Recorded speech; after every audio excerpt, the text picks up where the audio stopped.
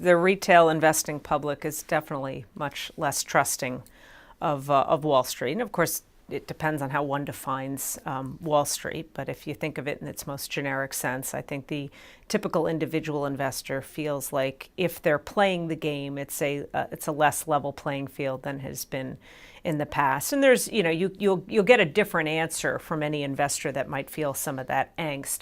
We hear from plenty of people that they just look at trading activity. They look at things like the flash crash and the scrutiny on and criticism of high frequency trading, and the fact that particularly during more volatile periods in the last couple of years, they have been such dominant players, and there's not a lot of transparency there. So there's a lot of resentment and anger directed that way. I think there's a lot of concern still about the whole notion of too big to fail. So I really think you can point in a lot of directions, but I think generally individual investors feel like it's not as fair a game as it has been in the past. That's lessened a little bit for obvious reasons, the market just having done well back to all-time highs. Now, for some investors that sort of bailed and panicked out in 2008 and 2009 that haven't gotten back in, there's still a lot of angst being felt by those investors. They truly feel like the game is just rigged because they've missed out on this and feel like